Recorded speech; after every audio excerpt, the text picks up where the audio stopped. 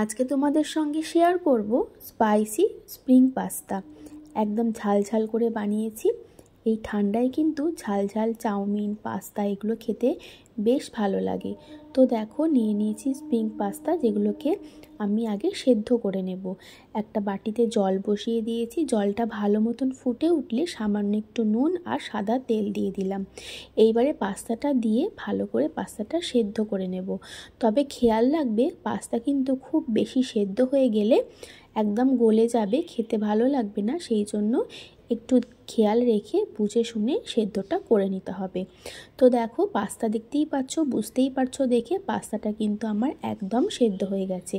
এইবারে এটা আমি একটা ঝুড়ির মধ্যে নিয়ে ঠান্ডা জল দিয়ে ভালো করে ধুয়ে নিচ্ছি। তারপর জল ছড়ানোর জন্য রেখে দিলাম। এবার দেখে নাও পাস্তাটা কত সুন্দরভাবে সেদ্ধ হয়েছে। একটা তোমাদেরকে কেটে দেখিয়ে দিলাম। এই যে দেখো খুব সুন্দর করে কিন্তু পাস্তাটা সেদ্ধ হয়ে গেছে। এইবারে এটা জল ছড়ানোর জন্য রেখে দিলাম। তারপরে এই পাস্তা রান্নার জন্য দুটো ডিমের আমি ভুজিয়া করে নেব। ডিমগুলো ফাটিয়ে দিয়ে দিচ্ছি, সামান্য একটু নুন দিচ্ছি। এই ডিমের ভুজিয়াটা করে নেব। তো দেখো ডিমের ভুজিয়া আমার একদম রেডি। এবার এটা তুলে রাখবো। কড়ায় আরেকটু সাদা তেল দিয়ে দিচ্ছি বেশ কতগুলো রসুন কুচি। রসুনটা থেকে ভালো মতন ভেজে নেব। রসুন থেকে একটু ভালো গন্ধ বেরোনো শুরু হলে দিয়ে দেব এর মধ্যে পেঁয়াজ কুচি আর লঙ্কা কুচি আর গাজর কুচি। সামান্য একটু গাজর দিয়েছি। এখানে চাইলে তোমরা ক্যাপসিকাম বিনস এগুলো ব্যবহার করতে পারো। আমার কাছে ক্যাপসিকাম বা বিনস ছিল না বলে ওই সামান্য একটু গাজর পেঁয়াজ আর লঙ্কা দিয়েছি।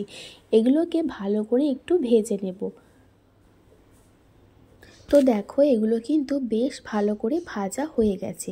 এইবারে আমি এর মধ্যে দিয়ে দিচ্ছি পরিমাণ মতো নুন। গ্যাসের ফ্লেমটা একদম লোতে রেখেছি। এই সময় দিয়ে দিচ্ছি পাস্তা মশলা, পরিমাণ মতন পাস্তা মশলা দিয়ে দিচ্ছি। এবার দিচ্ছি পিৎজা পাস্তা সস, এটাও পরিমাণ মতন দিয়ে দেব। দিয়ে ভালো করে একটু মিশিয়ে নেব।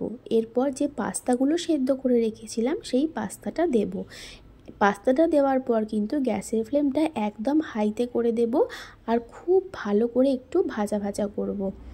পাস্তা বা চাউমিন একটু ভালো মতন করে ভাজলে কিন্তু খেতে বেশি ভালো লাগে। তো এবার ডিমের ভুজিয়াটাও দিয়ে দিলাম। এবার গ্যাসের ফ্লেম হাইতে করে একটু ভালো করে সময় নিয়ে ভেজে নেব। এটাকে আরও বেশি স্পাইসি বানানোর জন্য দিয়ে দিচ্ছি বড় চামচের 1 চামচ শেজওয়ান চাটনি।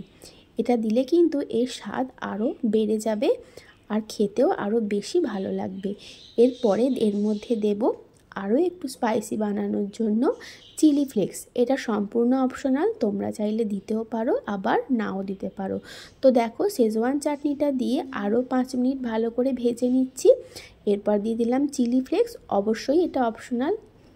তো দেখো চিলি ফ্লেক্সটা দিয়েও ভালো করে পাস্তাটাকে আরও একটু ভেজে নেব। তো খুব ভালো করে সব কিছুর সঙ্গে পাস্তাটাকে মিশিয়ে নিয়েছি আর একটু সময় নিয়ে ভেজেও নিয়েছি। তাহলে তৈরি হয়ে গেল স্পাইসি স্প্রিং পাস্তা। তো দেখো এবার একটা অন্য পাত্রে ঢেলে নিয়েছি। এবার গরম গরম এই পাস্তা পরিবেশন করো। সবারই কিন্তু খেতে ভীষণ ভালো লাগবে।